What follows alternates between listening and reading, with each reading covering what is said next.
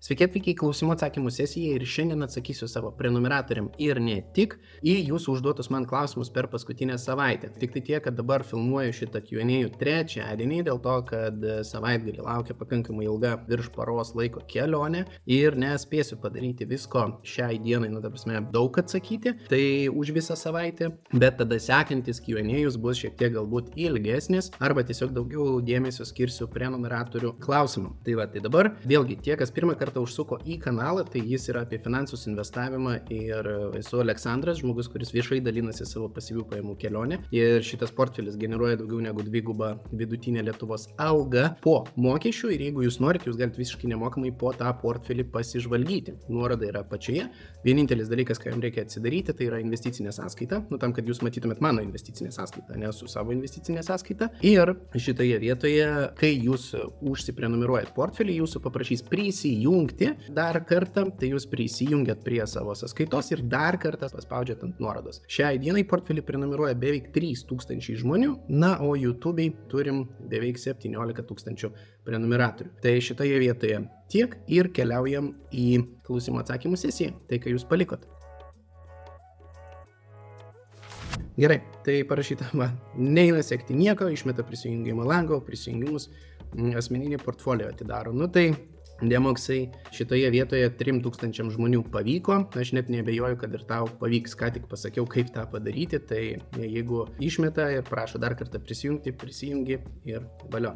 Aleksandrai, jau 5 gal tavo fake profilis rašo man, ar noriu nusipirkti jūsų kursus. Pirmas dalykas, aš kursų jokių nepardavinėjau, ta prasme, jeigu aš ir darau, tai webinarai būna nemokami šitoje vietoje, konsultuoti nekonsultuoju, jeigu turi daugiau negu 50-100 tūkstančių, galim pabendrauti prie kavos puodelio, tiesiog tam, kad nepridarytumėt nesąmonių, bet bendrai paėmus aš nekonsultuoju žmonių ir šitoje vietoje tuo neužsiimu. Tai kiek suprantu, reikia atsidaryti naują sąskaitą, per kurią investuosiu ir reikia pranešti VMI, gal biški plačiau. Tai parašiau VMI, laukiu atsakymų, kadangi atsakyti jie turi teisę per 20 darbo dienų, tai kai tik aš gausiu atsakymą konkretų iš VMI su aiškiais klausimais, nes uždaviau 4 labai aiškius klausimus, tai labai tikiuosi, kad atsakys irgi aiškiai ir galėsiu aš jums parodyti ir viską atsakyti, kaip tas galima padaryti ir panašiai. O savaitgalis negalima nieko nusipirkti? Taip, savaitgalis negalima nieko nusipirkti išskyrus kripto. Kripto biržos dirba 24/7. Jeigu mes kalbam apie vertybinių popierių sąskaitą, apie brokerių sąskaitas, tai mes galime pirktis tik tai biržos darbo metu, biržos darbo laikas yra nurodytas. Jeigu jūs ateisit, sakykime, ir šitoje vietoje į prekybą užeisit ir norėsit nusipirkti kažkokį tai savo variantą, sakykime, BlackRock, tai jums rašo, kad akcijų birža atsidarys už 5 valandų. Tai yra, reiškia, 25 sausio 22, 16:30. Tai dabar, kai aš filmuoju, yra, kiek čia, 11:30. Tai už 5 valandų birža atsidarys ir bus galima pirkti. Biržos darbo laikas yra iki 11 valandos, jeigu apie Ameriką mes šnekam. Jeigu apie Europą, tai birža jau yra atidaryta ir dirbs iki 20:30. Tai jums rašo netgi darbo valandas, kai jūs užvedat pelytę. Tai šitoje vietoje viskas yra labai labai paprasta. Good, keliaujam toliau. Turiu MB geriausias sprendimas. Čia pas mane buvo MB steigimas 25. Taip, prasme, visiškai čia labai geras dalykas. MB-škė ir kažkas klausė iš jūsų, ar nebrangiau kainuoja, kaip pavyzdys, ten civiliniai, kasko ir panašiai. Mano atveju, ta prasme, kainavo tikrai pigiau negu fiziniam asmeniui netgi būtų buvę. Tai, pavyzdžiui, Teslos ten trečiuko draudimas visiškai naujos 1580 man padarė. Tai sakyčiau, kad labai labai draugiška kaina, turint minti, kad automobilis turi 366 kW. Tai ir yra visiškai naujas. Good, skaičiavimai biškai pagražinti gavosi. Per tos 25 metus infliacija padidins tą vidutinį atlyginimą labai stipriai ir tie štuka 3PM jau bus labai mažai. Plus, uždirbant štuka 3PM iš investicijų iš 135 000, juos išsiimant pragyvenimui, tai yra tiesus kelias į bankrotą. Ne tik dėl to, kad prastesniais metais to neuždirbsi ir mažinsi savo principal value, bet ir dėl to, kad nebeauks investicijos tavo, tai vėlgi pralaimėsi infliacijai. Plus 12% iš tokso, daug kas šneka, kad artimiausiais metais nebebus ekonomika lėtės, bet čia jau spekulacijos. Tai kažkaip čia bandai paprastai ir gražiai pateikti, bet gausi per daug pagražintai. Žinai, aš tau pasakysiu labai paprastai. Tai kad per tos 25 metus aš neskaičiavau tai, kad tavo alga padidės, tai neskaičiavau ir infliacijos. Tai jeigu žmogus yra pakankamai kvailas šitoje vietoje, kad nesuprastų to dalyko, kad kartu su pajamų didėjimu reikėtų didinti ir savo investicijas procentaliai, na, procentas išlieka tas pats, bet pinigų kiekis, ne, didėja į investicijas ir aš skaičiuoju be infliacijos šitoje vietoje tiesiog tam, kad į vieną minutę sukišti, ne, jum labai aiškia pačią temą ir neišsiplėsti, na tai soriuka, ta prasme, ir viskas. Tai labai gražus tavo nikneimas, nežinau ką reiškia, bet panašu, kad komentaras irgi tą pačią pusę buvo. Taip, labai atsargiai su migravimais iš samdomų darbuotojų iš pozicijos į verslą su MB. Tai jei de facto lieka darbiniai santykiai, tai teiks paslaugas tik tam vienam buvusiam darbdaviui, VMI tai gali traktuoti kaip mokesčių vengimas su visomis iš to išplaukiančiamis pasiekmėmis. Nu tai, žinai, Juozai, jo šitą dalyką žinau labai aiškiai, tai dėl to video irgi pasakiau, kad, nu, žiūrėkit, šitoje vietoje neturi būti tų darbo santykių, nesakykime, tai reiškia, kad aš jau tada tampu savo paslaugos tiekėjas, ar aš galiu turėti vieną užsakovą, galiu, nu, ta prasme, ir tas užsakovas gali būti pagrindinis, ne, pas mane užsakovas, tik tai tiek, kad aš neturiu darbo vietos, aš neturiu darbo kompo, aš neturiu darbo automobilio, aš neturiu, nu, ta prasme, nieko, aš visko rūpinuosi pats, ne, kaip verslas, jau čia yra mano sąnaudos šitoje vietoje, bet iš kitos pusės aš teikiu paslaugas ir aš galiu teikti tada jau ne vienai kompanijai, nebent mane riboja kažkokios, sakykime, nekonkuravimo sutartys. Tai šitoje vietoje, tai šitoj vietoj toks momentas. Ir šiaip vasario 8 turėtų išeiti mano pokalbis su teisininkė apie darbo santykius, tai šitoje vietoje savo namų darbus bent jau aš pasidariau. Tai turėkit šitą dalyką mintyje. Šiek tiek dar komentarų, MB pajamas gali gauti ne tik vadovas, bet ir kiekvienas narys, akcininkas kitaip, pagal civilinės veiklos sutartį. Minusas su MB narys negali būti darbintas kaip darbuotojas su civilinė veiklos sutartimi, nesikaupia stažas, nėra ligos pašalpos. Visiškai jo pritariu, tai, nu, Juozai, žinau, kad žinai šitą dalyką, tai labai smagu, kad daliniesi patirtim, nes tavo komentarai tikrai labai taiklus. Tai vat, ir ką aš nesitikėjau tokio video iš Aleksandro, labai geras komentaras. Tai, žinai, aš darau tai, ko iš manęs kartais ir nesitiki, tai dėl to tikriausiai ir įdomu followinti kanalą. Tai pastebėjimas, manau, prie MB bendrų mokesčių reikia pridėti PSD mokestį ir skaičiuoti bendrai tuos 218 ir 72, viso 290, arba tada iš darbo sutartyje atimti sumokėtą PSD ir priskirti sąnaudom, kas sumažintų bendrai sumokėtų mokesčių sumą. Mokesčių prasme, matau, apsimoka tik, mano manimu, pas darbdavį su MB būtų sunku su sutartimi. Čia aš kaip suprantu labiau tinka, kai dirbi savo, o ne kitam. Taip, teisingai. Nebent, nu, ta prasme, jūs susiforminat kaip du verslai teikiantis vienas kitam paslaugą ir neturintis absoliučiai jokių darbo santykių. Pasvarstymui įdomus tas faktas, kaip galima sąnaudas nurašyti, jeigu sąnaudomis tu nesinaudoji 100% darbo laike. Tai yra TTT, 23 darbo laiko, mašina iš viso 3-5 procentus važiavimus pasklis, tai realiai daug ką galima pritempti prie išlaidų sąnaudų. Varai į restoraną, sakai, buvai darbui. Nu, va čia šitoje vietoje su tais leidžiamais atskaitimais, tai reikia visada, mano galva, tartis su buhalteriu, nes tam tikrais momentais automobilis gali būti leidžiamas atskaitimas, tam tikrais momentais pripaišys pajamas natūra. Tam tikrais momentais, sakykime, jūsų nuėjimas į restoraną užsiskaitys tikrai kaip reprezentacinės išlaidos, o kai kurie, sakykime, verslai to iš viso negali daryti, net, nu, ta prasme, bendrai paėmus, nes jų veiklos pobūdis, nu, nelabai leidžia tą daryti. Tai idėja yra tai, kad aš sakyčiau, visada reikia tartis su buhalteriu ir jums pasakys, ar jūsų veikloje šitas dalykas gali būti priskiriamas leidžiamiem atskaitimam, nes, pavyzdžiui, mano atveju aš tikrai daug dalykų nepriskiriu leidžiamiem atskaitimam ir perku iš savo kišenės, ta prasme, viskas tvarkoj. Kodėl? Dėl to, kad nu, tai yra nelogiška, aš realiai nenaudoju, pavyzdžiui, tam tikrų dalykų savo veiklai, nu tai kodėl aš turėčiau juos pirkti ant įmonės, ne, kuri turi tą veiklą. Tai šitoje vietoje VMI irgi nekvaili žmonės sėdi, tie, kurie tikrina, nu, tai viskas yra labai aišku, pagal kokius veiklos kodus galimi leidžiami atskaitimai, kas ne. Ir jeigu jau pradėsit daryti nesąmonės, nu, tai tikrai turėksit reikalų. Bet dabar 218 pinigų PSD aš nelabai suprantu pridėti prie MB bendrų mokesčių, reikia pridėti PSD. Nu taip, nu tai tu darai 72 pinigų įdėjimą, iš kur tuos 218 paėmei, nelabai pagavau, bet nu, okay. Tai va, tai šitoje vietoje taip, galimas darbas ir pagal individualią veiklą su 3% atskaitimu. Tai va, pagal mano pavyzdį gaunasi 8235, dar daugiau gautųsi, jeigu faktinėmis išlaidomis, jeigu galioja kokios nurašymo sąlygos. Nu tai va, matot tos nurašymo. Aš tiesiog, ką norėjau pasakyti su šituo video, tai kad jūs pagalvotumėte apie tai, kad, nors jeigu jūs galite, įsivaizduokit, jūs esat, nežinau, video montuotojas, taip? Jūs galite video montuoti tikrai ne vienam verslui.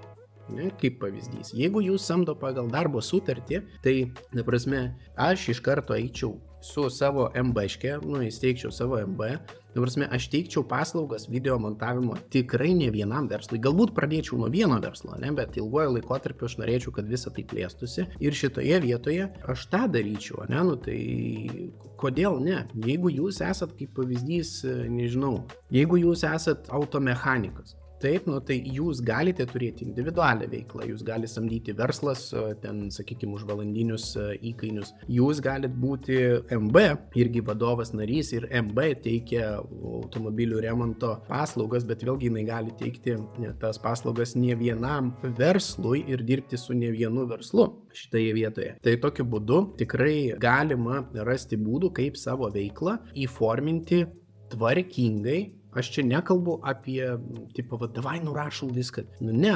pagrindinė video idėja buvo ta, kad jeigu jūs turite tokią veiklą, kurią galim užrašyti ant verslo, tai jūs tikrai galėtumėte tą daryti dėl labai paprastos priežasties, tai yra mokesčių optimizavimas. Viskas. Ir plus pas jūs atsiranda kitokie horizontai pajamoms, nes kai jūs dirbat su vienu darbdaviu, ne, ir verslu, tai okei. Bet kai jūs išeinat ant savęs ir pradedat iš tikrųjų skaičiuoti savo instrumentus, savo laiką, savo važiavimą, savo ten kūrus ir taip toliau ir panašiai, jūs iš karto atsiranda dalykas, tai man reikia galbūt daugiau klientūros, galbūt aš turėsiu sąnaudų tiek ir pajamų tiek, aš galiu atsirinkti kitus tiekėjus, ne, paslaugų, kam aš teiksiu paslaugas ir kas teiks paslaugas man. Aš galiu samdyti kitus verslus, ne, šitoje vietoje. Ir tada atsiranda visai kitoks smagesnis žaidimas. Iš kur ištraukia GPM-as? Aš gal ne taip pasakiau, pelno mokestis turėtų būti 16%, nes 1% gynybai. Tai šitoje vietoje taip 15% išlieka, biškį skubėjau.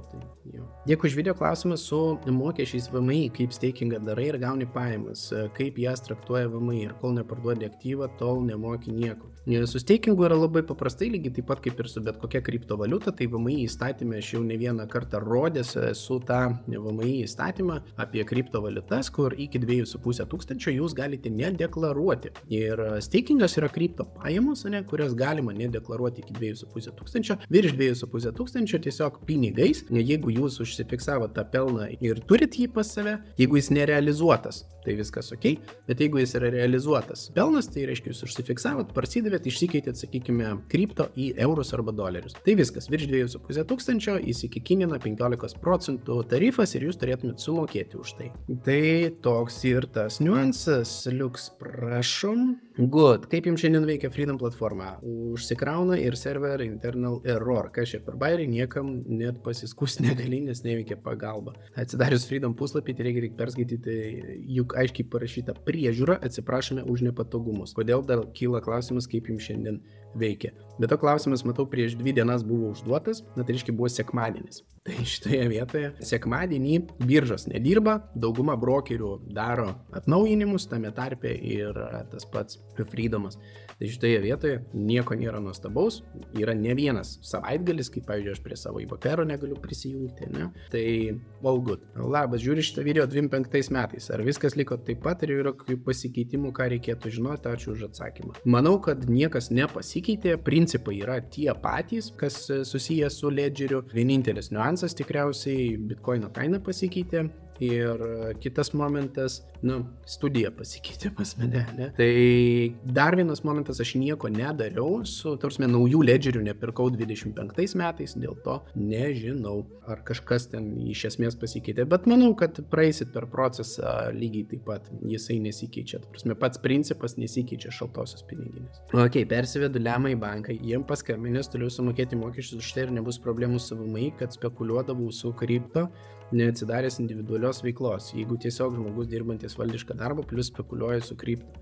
Tai Tomai labai yra aiškiai nurodyta, kad jeigu tai yra tęstinė veikla, kurią tu darai nuolat, ne, reikšmingomis sumomis ir tai yra iš tikrųjų, atitinka veiklos požymius, tai reiškia, kad tai yra kaip tavo papildoma, pavyzdžiui, veikla. Koks skirtumas, kad tu dirbi valdišką samdomą darbą. Jeigu tai atitinka veiklos požymius, tave gali čardžinti kaip už individualią veiklą. Iš principo, jeigu tai yra pavieniai sandoriai, neatitinkantis tęstinumo ir veiklos požymių, tuomet tai yra kapitalo prieaugis, kurį tu susitvarkai. Ir viskas. Solana bus galima pirkti po metų 2, po gero krešo, kai kainos vėl tikėtinai bus po 20-50 už vienetą ir laukiant sekančio BTC halvingo. Vėlgi tikėtina. Oi, labai būčiau norėjęs dar prisipirkti Solanas po 2 baksų, bet reikia tikrai laukti kažkokio krešo. Jei naudočiau stakingą, tai imčiau kokią Solaną, nebent kitom monetom nelabai pasitikėčiau, o Ethereumas per mažai duoda procentų. Na, žinai, net jeigu mes kalbam apie, sakykime, paimkime Ethereumą, kuris duoda ten 3%, hipotetiškai, ne?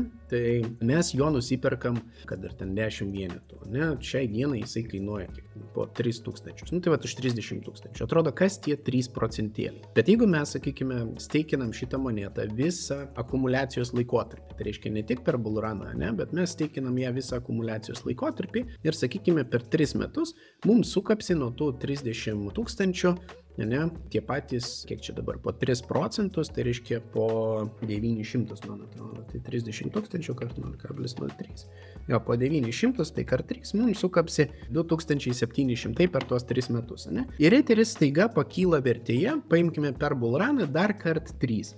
Tai vėlgi staiga tie 2700 tampa 8100 pinigų, o prieš tai 30 000 buvę tampa 90. Ir tokiu būdu mes pasidarom praktiškai kapitalą 100 000, steikinant su tais pačiais 3%.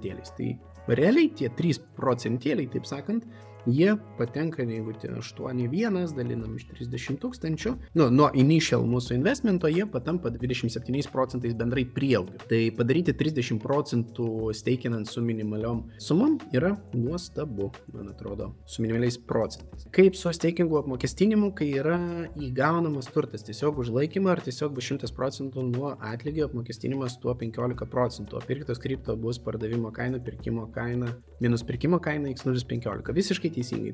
Steikingas, kadangi mes gaunam monetas nemokamai, tai reiškia jų įsigijimo vertė yra 0, tai skaičiuojasi nuo 1 cento. Ne? Ir kaip ir minėjau, 2,5 € lengvata bent jau kol kas yra galiojanti kripto. PSD įsiskaito MB sąnaudas ir čia tiek daug eina nusirašyti ir jį net nuoma, tai čia iš viso kosmonautika mokėti mokesčius praktiškai tik už maistą ir likusi kešą po sąnaudą. Kaip ir minėjau, labai atsargiai, aš tiesiog su šituo video norėjau parodyti tai, kad jūs galite tam tikrus momentus optimizuotis. Tarkite su buhalteriu, kas pagal jūsų veiklos kodą yra galimi leidžiami atskaitimai ir pasižiūrėkit vėlgi darbo kodeksą, kad nebūtų pripaišyti darbo santykiai ir pajamos natūra. Panašiai. Įmanoma MB turėti, būti vadovu ir pagal darbo sutartį dirbti? Taip įmanoma. Jau ne savaitę atostogų, kad ir 2 mėnesius gali už tokius skirtumus. Čia priklauso nuo to, kaip kas atostogauja. Kosminis video, nebūčiau pagalvojęs, kad tiek daug atskaitimų, žinau, kad galima variantas su didesnėmis pajamomis, galbūt ir su mažesnėmis nei 30 000 svarstytinas variantas. Aš sakyčiau, mažesnis negu 30 000 neverta, tiesiog, ta prasme, nes užsiknysit su visais dalykais, bet jeigu pajamos iš tikrųjų yra daugiau negu 30 000 ant popieriaus metinių, tai aš tikrai svarstyčiau galimybę tvarkytis per verslą, o ne per darbo santykius. Jie pakabinsi namo nuomą ant TB, o tame name pats gyveni, geriau apie tave nesužinoti, nes kai vieną dieną patikrins ar priskaičios pajamų natūrą mokesčius, mažai nepasirodys. Automobilį beje tas pats galioja.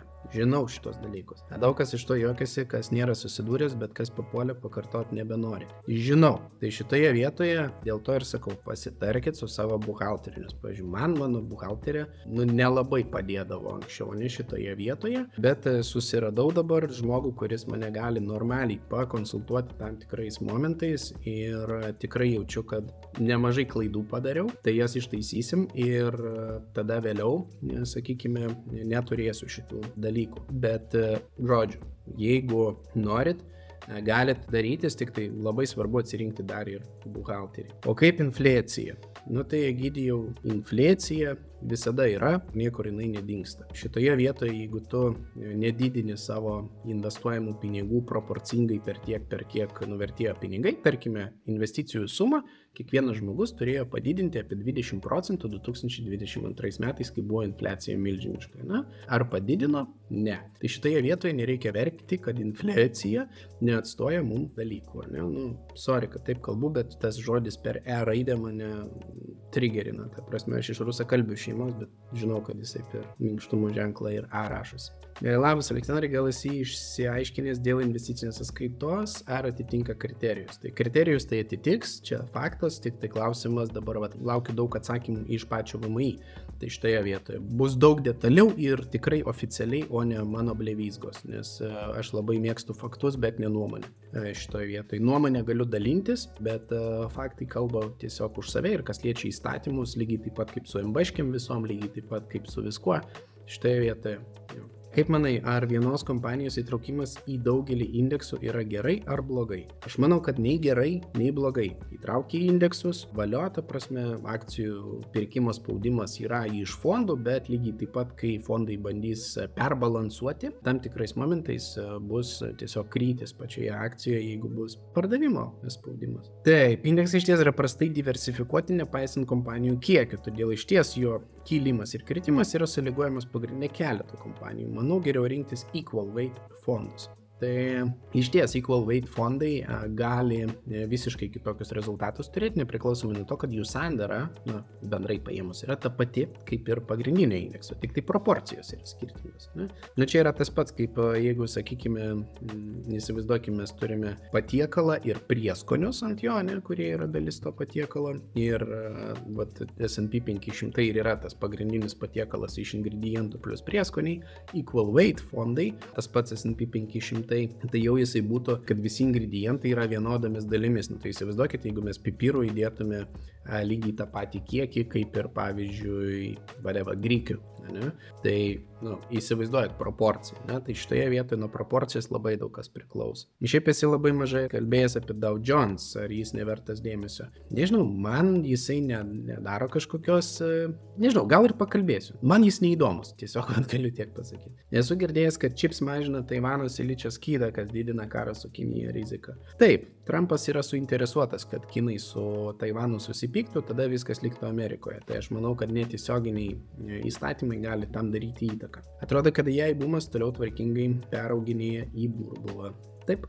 Dirbtinis intelektas kol kas turi rimtą trūkumą, norint jam suformuluoti užduotį taip, kad jis tikrai teisingai padarytų užduotį, užtrunka beveik tiek pat laiko, kiek pačiam padaryti daugelį užduočių, todėl pastangų ir laiko jis mažai sutaupo. Aš sakyčiau, kad jis sutaupo ypatingai daug pastangų ir laiko, jeigu tos užduotys yra pasikartojančios. Tai reiškia, jeigu tu versle turi pasikartojančias užduotys, tai tu realiai vieną kartą surašęs teisingą promptą ir instrukciją, sutaupai kiekvieną kartą ant tos pačios užduoties darimo laike, Tai sakykime, kad tu turi, paimkime kažkokią tai procesą, kurį tu galėtum pakeisti algoritmu. Tai whatsoever, nežinau dabar net ką sugalvoti, bet tai, kad tu darai kasdien. Tai sakykime, tu ateini ir tau reikia paimti summary kažkokį tai iš reportų, kažkokių padaryti reportų summary. Bendrai. Ką tu darai, tai tu sakai, man reikia, kad tu padarytum ir ten, sakykim, tau tai užtrunka apie pusvalandį laiko per dieną. Tai tu pusvalandį laiko skiri aprašymui, galbūt netgi valandą laiko skiri to proceso aprašymui, bet bendrai tu kiekvieną dieną po to, kai tu jau gauni tą geidžiamą rezultatą iš AI-aus, kiekvieną dieną ateidamas į darbą ir, sakykime, tvarkydamas tuos reportus, ką tu galėsi padaryti, tu tiesiog sukeli data, kurios tau reikia ir paspaudi į tą patį promptą, į tą patį chatą, kad tau padarytų naują dalyką. Ir taip tu vietoje, sakykime, kasdien pusvalandžio užtrunki grubiai 10 minučių. Tai sakykime, kad tai sutaupo 20 minučių per dieną. Tai pirmas toks padarimas, jisai atsiperka per pirmą savaitę ir įsivaizduokim, kad tu darbovietėje dirbi vidutiniškai 5 metus. Net nenoriu skaičiuoti, kiek laiko tai galėtų sutaupyti. Tai, ką minėjau apie naujienų FUD, įtaka kripto vis dar galioja, tik mažiau. Kvantinė kompiuterija dar tikrai nėra arti. Ir labai gerai, nes mes, bent jau aš esu nupirkęs visas šitas 5 kompanijas, apie kurias kalbėjau. Tai nupirkau ne už daug, nupirkau po 100 pinigų į kiekvieną kompaniją. Įsimečiau, tai 500 investavau, tas portfelis nėra viešas, aš grupėje pasidalinau, kai nusipirkau. Šiai dienai visos pozicijos yra žalios. Tai tikiu, kad po 10-20 metų jos bus ypatingai žalios. Man atrodo, kad viena koja krizėje jau esame, tik to nesimato akcijų rinkoje. rinkose, nes kelioms kompanijoms, kurios sudaro didžiąją indeksų dalį, sekasi labai gerai. Kol kas. We will see. Taip, ačiū, laukiau šito video. Klausimas būtų toks, kaip ir fizinis asmuo gauna dividendus ir moku 15% mokestį. Jeigu investuočiau per MBR, galėčiau sumažinti mokesčius, ar per MBR galima nustatyti labai mažą savo atlyginimo ir dividendus reinvestuoti, ar nebus papildomų niuansų, jei jau esu įdarbintas UAB. Žinai, čia reikėtų detaliau tavo situacijos, bet bendrai, ką galiu atsakyti, tai tu gali investuoti iš MB ir tas investavimas pas tave galėtų būti, sakykime, prieš mokesčius, nes tu investuoji, tu sumoki pelno mokestį MB, tada po pelno mokesčio tu tos pinigus arba išsimoki dividendais, arba investuoji. Tai šitoje vietoje, jeigu tu išsimoki dividendus, tai tu sumoki 15%. Jeigu tu tuos pinigus iš MB investuoji, tai tokiu atveju tau gaunasi, kad investuojasi 15% didesnė suma. Vėliau, kai tu norėsi savo pelną išsiimti iš MB dividendų pavidalu, tai tada taip, tu kaip fizinis vėl mokėsi 15%. Tik tai tiek, kad suma, kuri ant starto buvo investuota, bus 15% daugiau, jinai uždirbs daugiau pelno ir šitoje vietoje tu galėsi dalį tik tai to pelno galbūt pasiimti jo, ir nebūtinagi visos sumos išsimokėti dividendai savo iš MB-škės. Ir tokiu atveju tavo ir MB turės labai labai gerą finansinę padėtį. Iš kitos pusės, jeigu tu dirbi jau UAB, tai aš nežinau šitos dalies ir tau reikėtų pasikonsultuoti su mokesčių jau specialistė. Mes turime nukreipimą. Buvo pokalbis Emilio, kuris kalbino vieną iš atstovių, tai susiraskit Financial Lithuanians kanale, ten buvo apie mokesčius, investavimą per juridinį asmenį, tai labai aiškiai paaiškino ir jeigu norėsit, tai pas ją nukeliaukit pasikalbėti, pasikonsultuoti, nes jinai konsultuoja šitais klausimais. Tai mūsų svečias buvo podcaste, viešnia. Labai geras video, ačiū, lauksiu kitų video, kaip visada, prašom. Tai pastebėjau, kad Freedomas šiandien tiek sekmadienį dažnai lūžinėti. Tai jiegi tvarko visą europinę bazę, tai kiekvieną savaitgalį pučia update'us, tai visą savaitę daro, po to savaitgalį viskas suvažiuoja. Tai aš manau, kad labai logiška, vystosi tas brokeris ir labai gerai, kad yra tų update'ų ir labai gerai, kad jie yra savaitgalį, o ne biržos darbo metu. Ir viskas čia gerai. Ar galima pirkti tik doleriais, eurais neleidžia, ar dėl kitų priežasčių neleidžia. Tai pirmas momentas, jeigu mes ateiname į Freedom 24 ir mes sakom, kad mes norim investuoti. Pirmas momentas, mes turime pasitikrinti priemonės valiutą, ar tai yra eurai, kaip pavyzdys čia, ar tai yra doleriai, kaip pavyzdys čia. Jeigu jūs turit pas save pinigų skiltyje šitų dolerius, tai natūralu, kad už eurus jums neleis pirkti, nes jūs neturite eurų. Tada jums reikėtų dolerį iškeisti į eurus, tai ateinam į prekybą ir išsikeičiam štai čia prie mainų. Eurai ir doleriai. Tai ne vieną kartą rodžiau, kaip reiškia tą padaryti, bet bendrai paėmus išsikeičiat. Jeigu pas jūs yra čia eurai, o jūs norit pirkti doleriais, tai vėlgi ateinat į valiutos keityklą ir šitoje vietoje tiesiog išsikeičiat į valiutą, norimą valiutą ir perkat. Tai tokiu atveju viskas ok. Freedom 24 parašė išsikeisti į dolerius, nes nori pirkti VUA. Taip ir padariau, dabar bandau nusipirkti. Jo, ir VUA pirkia tik tai ribotų pavedimų, veikia kažkodėl tik ribotas pavedimas. Rinkos kaina kažkodėl neduoda pirkti. Ir vietoj VUA aš galbūt rinkčiausi SPYL, dėl to, kad jis pirmas dalykas yra pigesnis, antras dalykas jisai turi šiek tiek mažesnius turto valdymo mokesčius. 2,5 karto mažesnius turto valdymo mokesčius. Taip, dėkoju už atsakymus, buvo įdomu sužinoti apie finansų konsultantui būtinas kvalifikacijas, kas lemia labai nevienodą opcijų fondų grąžą, svyravimo ir rizikos lygį. Nežinau šito dalyko, nors fondo valdymas, aš sakyčiau, labai lemia ir fondo investavimo strategija. Pavyzdžiui, JPQ ir Income Shares, nors abu opcionai ir turi underlying asset, bet grąža, yield, rizika, pavyzdžiui, stres scenarijai ir prieinamumas labai skiriasi. Tai taip, o JPQ yra covered call, Income Shares QQQY yra cash secured put, tai skiriasi pačios opcionų strategijos. Viename underlying asset yra cash'as, kitame underlying asset yra iš tikrųjų tas underlying asset, tai yra akcijos, kurios sudaro šitą fondą. Čia underlying asset yra cash'as ir jeigu, sakykime, indeksas nukrenta iki tam tikros reikšmės, tai fondo valdytojas yra priverstas savo pinigus, cash poziciją iškeisti į tą atitinkamą ETF-ą, kuris seka indeksą ir tada, kai jau pakyla, jisai parduoda. Tai šitoje vietoje jisai premiumus gauna už, sakykime, put opcionus, o ne už call opcionus. Tai taip, strategija skiriasi. Tai visgi ir pagal kidus išeina, kad tie covered call ETF-ais grįsti ETF-ai gali gali būti dar rizikingesni negu paprasti ETF-ai. Tik patvirtina mano mintis, kad jeigu didelės pasyvios pajamos nėra aktualu ir norisi iš tiesų apsaugoti kapitalą krizės atveju, geriau diversifikuoti per fiksuotos grąžos ar kitus instrumentus. Žodžiu, šitoje vietoje, ką galima padaryti, tai ir paimkim viso pasaulio fondą, ne, ir paimkim KIDą šitoje vietoje ir paimkim tą stres scenarijų. Tai iš 10 000 investicijos pagal, stres scenarijų viso pasaulio fondas, ne, visų mėgstamas VVCA, kuris laikomas vienu ten saugiausių fondų. Žiūrėkit, štuka 850 yra stresinis scenarijus. Tai, ateinam į kitą fondą, ateinam į ten iš 10 000, tai reiškia minus 81%. Tai tie, kas sako, kad tai yra ypatingai ten saugiau, nei kiek nesaugiau. Ateinam, sakykim, į tą patį S&P 500 visų mėgstamą, ne, VUAA. Atsidarom ir pasižiūrim stres scenarijų į KIDą. Stres scenarijų štuka.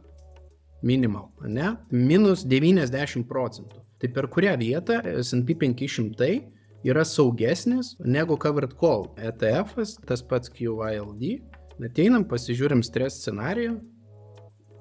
Per $60 yra saugesnis prie stres scenarijo standartinis indeksinis ETF-as. Tai nematau problemos, kodėl šitoje vietoje tai turėtų būti problema, bet potencialas šitoje vietoje yra 29 optimistinio varianto, ne 1000. Ir jeigu aš ateisiu į tas pats S&P 500, yra tik tai 23 000, tas geriausias scenarijus. Tai žinai, kai rizika investuoti yra ta pati stres scenarijaus atveju, tai yra minus 90% ir tai yra minus 90%, bendrai paėmus. Šitoje vietoje tai yra standartinio S&P 500 ir to pačio covered call Nasdaq ETF-o, tai aš renkuosi su ta pačia rizika turėti didesnį augimo potencialą. Ir viskas, tai yra risk reward. Tai yra, kiek aš galiu rizikuoti vardant prieaugį. Tai šitoje vietoje aš potencialiai 6 000 turiu didesnį potencialą, rizikuodamas tais pačiais 9 000. Tai yra labai daug. Tai dėl to aš covered call ETF-us labiau mėgstu negu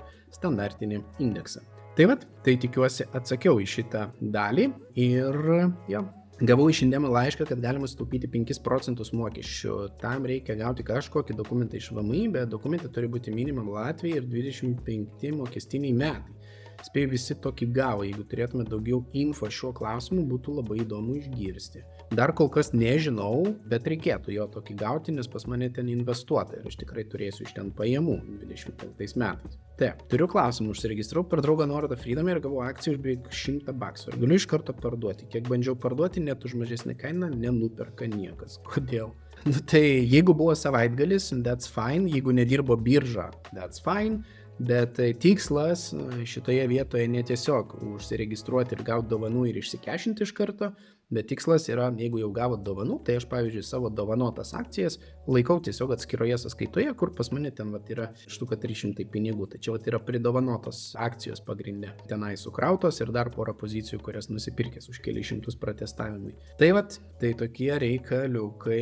Labas, pradėjau formuotis portfelį, bet iškyla klausimas. CL2 pirkau eurais, o QLD doleriais, nors rašo EU, o kodą jo paieškoje atmainos eurais neranda. O gal jis tik doleriais, aišku, yra tam keitikla, bet gal kažką netaip vedžiau. Viską teisingai vedėjai šitoje vietoje. QYLD, bent jau mano žiniomis šiai dienai Europoje yra doleriais prekiaujamas, nesvarbu, kad Europos birža, bet valiuta yra doleriai. Tai tą irgi reikėtų turėti minty, o CL2 leidžia pirkti eurais ir jis yra eurinis. Tai tiesiog listinguojamas yra eurais. Pradžioje labai didelis spėjimas padarytas, kad MB jau nuo pradžios, kaip naujas verslas, uždirbs tiek pat, kaip samdomas darbas kitame versle, kurį galima naudotis darbėjo suteikimu inventoriumi, infrastruktūra, kontaktais, dažniausiai ne vienas dirbi, o komandoje. Aš kalbu apie tai, kad, sakykime, jūs visgi susitarėt su darbdaviu, kad jūs dabar teiksit paslaugas ne kaip darbuotojas, o kaip verslas verslui. Ir tada taip, tu susipirksi ten tą inventorių ir taip toliau, tam, kad nebūtų priskirta darbo santykiam panašiai. Taip, kalbant apie migravimą, daugelio tai nebus galimas pasirinkimas, nes jūs negalės tiesiogiai kontroliuoti darbuotojų ir iškrauti jo papildomų darbų, kuris jam nepriklauso pagal darbo sutartį, bei kitaip žmogų engti. Žinai, visiškai netiks tiem, kas dirba valstybinė.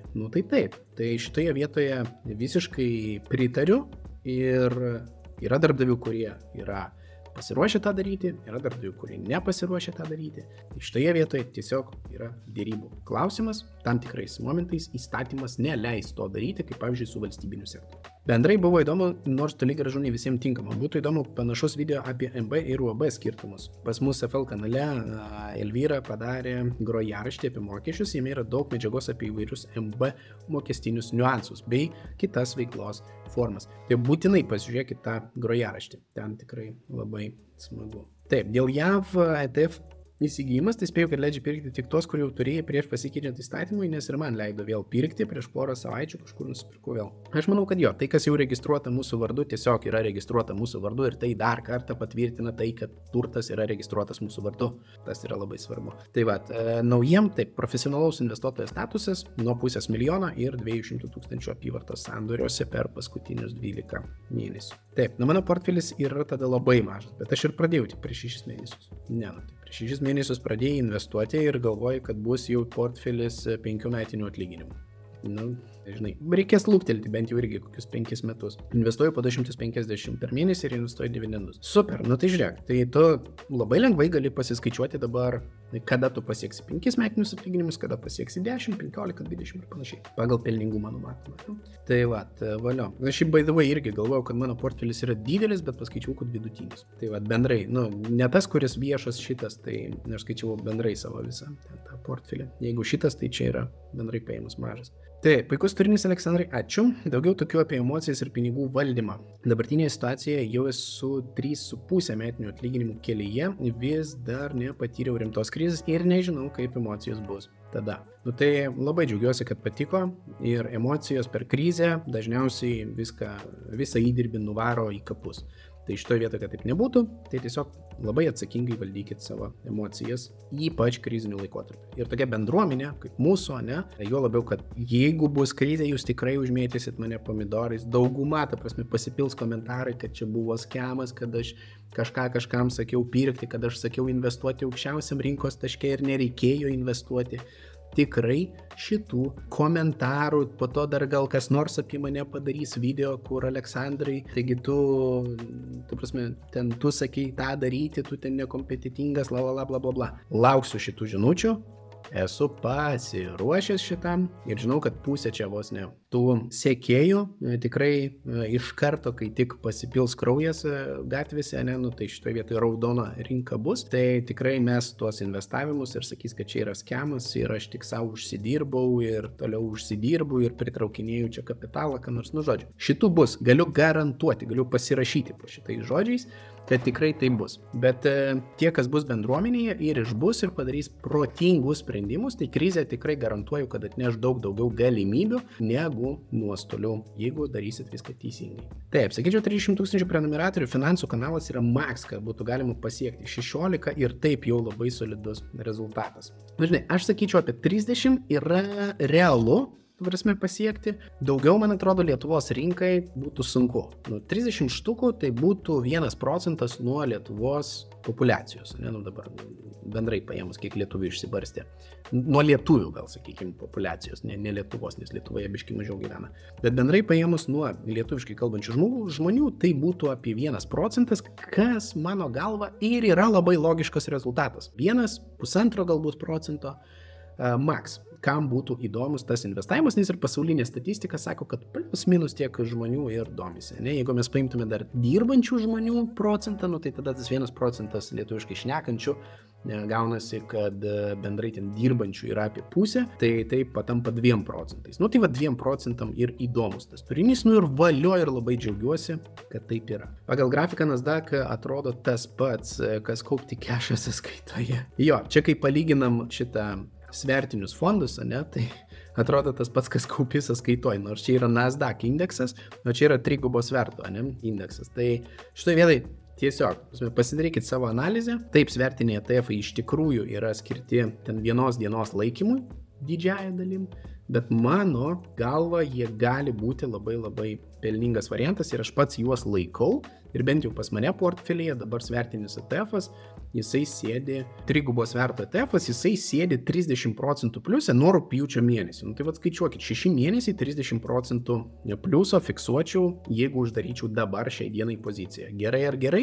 Manyčiau, kad gerai. Dar noriu davesti iki 10 000 pačią poziciją ir palikti ramybėje. Ir tada vat, mes jau stebėsim, kaip atrodys tie 10 000 bendrai per augimo tą potencialą ir per svyravimą. Tai sako laikyti tą core satellite strategiją 7-3 ir panašiai, o gal tiesiog turint labai minimalias sumas, ten iki 100 eurų viską mesti į svertinius fondus ir panašiai, kad užkelt kapitalą nuo minimalių sumų iki pakankamai didelių ir tada rebalansuotis, nes ten su kokia 5 eurų per mėnesį į 3% rizikingam profitui vos 15 nueina, kokios idėjas tavo būtų nuo minimalių sumų. Žinai, čia vat atsakymas yra labai priklauso. Dabar pastatykime save emociškai į žmogaus, kuris niekada neinvestavo, batus. Ne, tu niekada neinvestavai.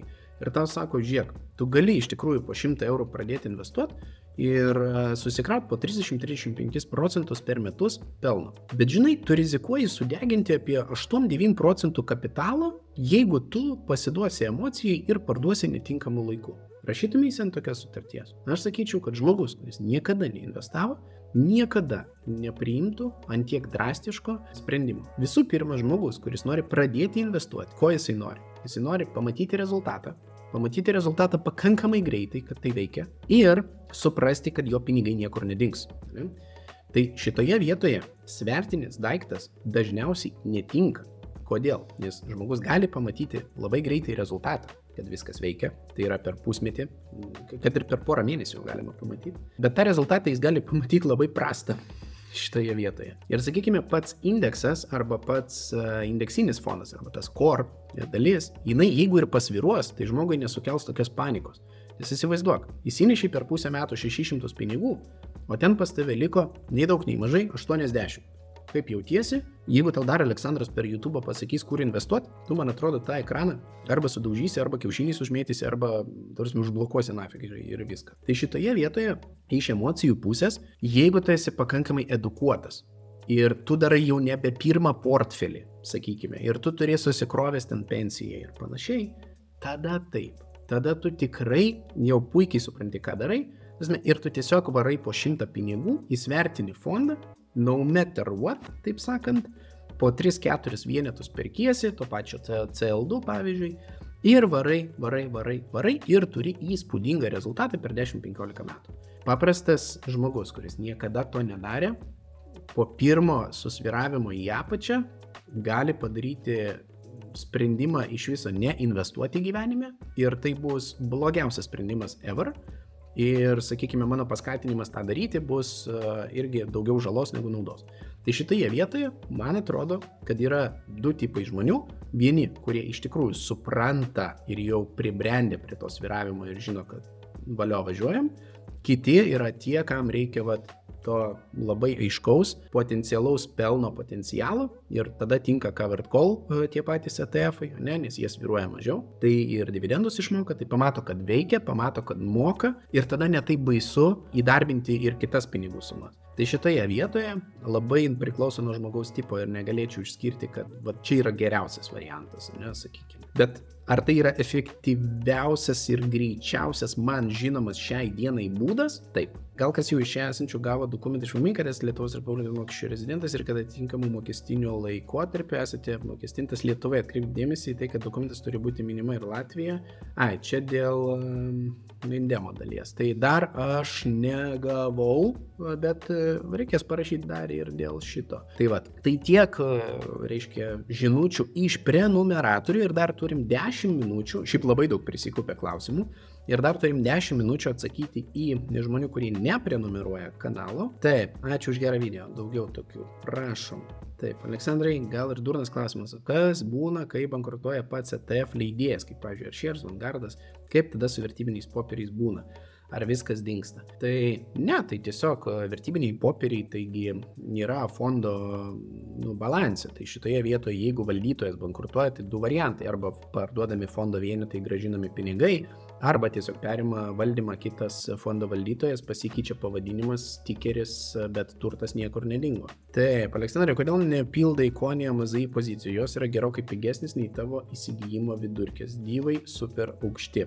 Todėl, kad tiesiog nusprendžiau kol kas papildyti kitą poziciją, ateityje pildysiu ir šitą. MZI nežinau, ar pildysiu, Konį tai tikrai pildysiu, bet nežinau, kol kas neturiu atsakymą į šitą klausimą. Dauguma svertinių ETF profesionaliam investuotojam. Galėtum dar kažką pasiūlyti par CL2? Antras klausimas, jeigu palyginsim QDVA ir svertinius ETF, kodėl ne QDVA? Atsakant į klausimą, kodėl ne QDVA, tai tiesiog QDVA yra ETF'as, vėlgi tie, kas nežino, tai yra S&P 500 IT sektorius, tai jeigu ateisim, tai tas net atsispindi jo pavadinime, jis yra eurinis, tai jis yra iShares S&P 500 Information Technology Sector. Kitaip tariant, tai yra atskiras sektorinis ETF'as, kuris užtraukia labai didelę sektoriaus riziką, nes kas bus, jeigu technologijom nepaeis. Ne, o tokių .com bubble, pavyzdžiui, kuris buvo užsitęsęs 3 metų, tai šitoje vietoje ne kiekvienas galės laikyti nuostolį nerealizuotą 3 metus ir dar disciplinuotai pildytis. Ne? Taip, tai čia yra sektorinis ETF'as, kas užtraukia daug labiau papildomos rizikos ir daug papildomo volatilumo. Tai šitoje vietoje, jeigu jau aš prisiemu volatilumo riziką, aš noriu didesnės diversifikacijos su tuo pačiu volatilumu ir priklausomybės vertinio ETF, kaip pavyzdys, nuo indekso, tai šitoje vietoje, tarkime, nuo Nasdaq 100. Tai taip, jisai atkartoja 100 kompanijų judėjimą ir ten yra ne tik technologinės kompanijos. Jeigu tai yra CL2 ir jisai yra, sakykime, 600 kompanijų atkartojimas, tai vis tiek tai yra 600 kompanijų atkartojimas, tik tai dvigubas sviravimas, ne? Dienos. Tai šitoje vietoje man asmeniškai atrodo, kad tai užtraukia, man papildomą saugiklį, nepaisant to, kad volatilumas yra tas pats arba didesnis svertinime, tai užtraukia tai, kad jeigu indekse pačiame pagrindinėme technologijų sektorius failins, tai pats indeksas kris mažiau, tai reiškia ir mano svertinis fondas kris mažiau per krizę, ne? Šitoje vietoje. Tai ta nepriklausomybė nuo vieno indekso, man atrodo, daug smagesnė šitoje vietoje. Bet QDVA pagal rizikos ir pelno santykį irgi yra nuostabus variantas, jeigu jūs norit savo įsimesti, tikrai vienas iš paprasčiausių būdų turėti geriausias IT kompanijas viename krepšelyje pas save ir valio. Sveiki, ir yra galimybė su jumis pasikonsultuoti ir ar galėčiau? Ne. Susisiekt galit, kontaktų pilna, ta prasme, tie, kas nori, tie suranda ir telefoną, tie suranda ir e-mailus, ir parašo, ir susirašo, ir pasikalbam mes telefonu. Tai šitoje vietoje viskas ok, bet konsultuot, kad konkretų kažkokį tai ten patarimą duoti, tai ne. Šitoje vietoje tiesiog dalinuosi įžvalgomis, jeigu jūs turit, kaip ir minėjau, portfelius ten didesnius negu arba kešo, kurį norite darbinti, ten pinigų sumas, 100, 300, 500, valio, pasikalbam tam, kad tiesiog per rizikos prizmę galima būtų įvertinti, ar nepadarysit neteisingų sprendimų, o supažindinus su rizikomis, vėlgi sprendimai yra jūsų.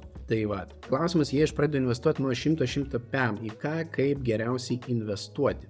Čia geras labai klausimas. Jeigu tu pradedi nuo 100 štukų, klausimas, kiek procentaliai tai yra tavo metinių pajamų. Jeigu tai yra tavo 1 metų pajamos, tai tada, ta prasme, tiesiog standard ETF'as, kol tu apsiprasi, arba tą core satellite poziciją. Jeigu tu, sakykime, jeigu tai yra tavo 5 metiniai atlyginimai, tai tada jau galima ir diversifikuoti, kaip aš ir kalbėjau.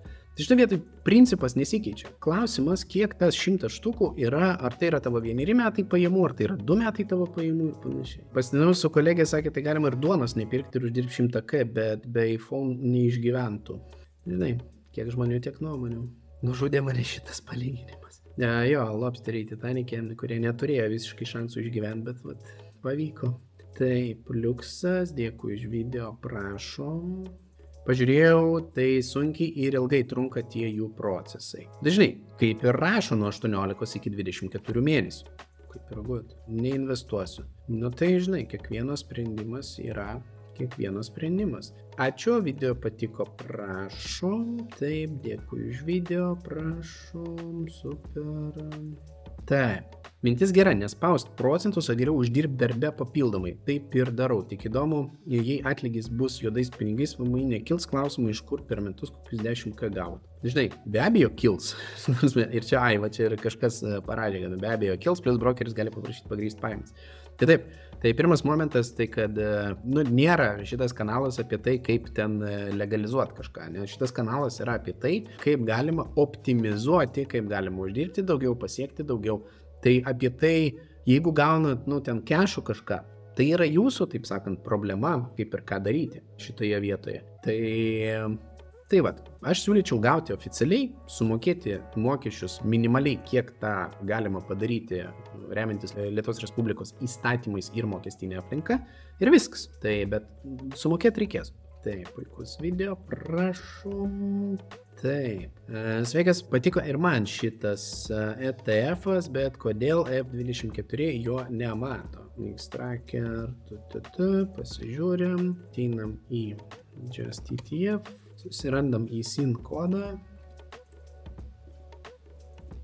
nes ieškom visada pagal eSIN-ą ir ateinam į Freedom24, įstatom į paiešką pagal eSIN-ą ir iš tikrųjų nieko nerasta. Jeigu pratrinsim, irgi nieko nerasta. Matyt, nelistinguotas dar, tai tokiu atveju mano galva verta būtų pasitikrinti kitose tiesiog brokeriuose, bet dabar žiūrim, kadangi jisai sektorinis ir nišinis, tai London Stock Exchange, tai gerai, galim pabandyti per tokį XUCD.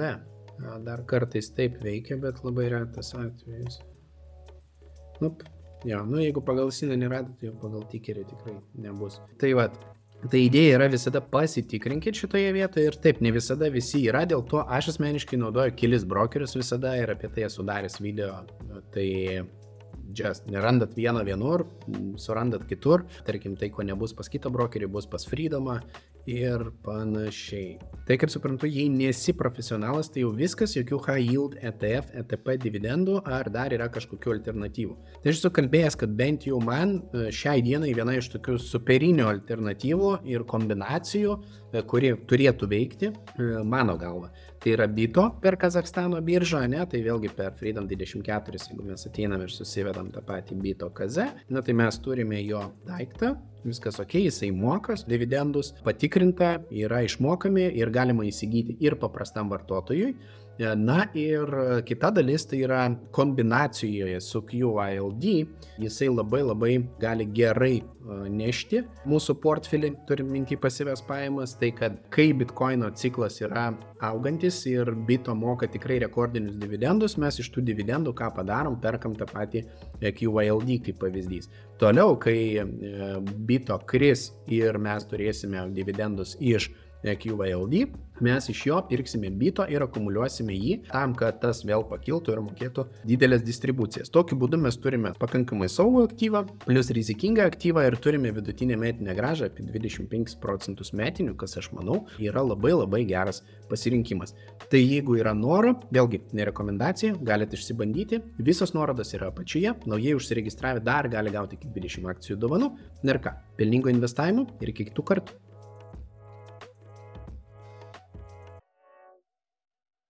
Jeigu tau dar Aleksandras per YouTube pasakys, kur investuoti, tu, man atrodo, tą ekraną arba sudaužysi, arba kiaušiniais užmėtysi.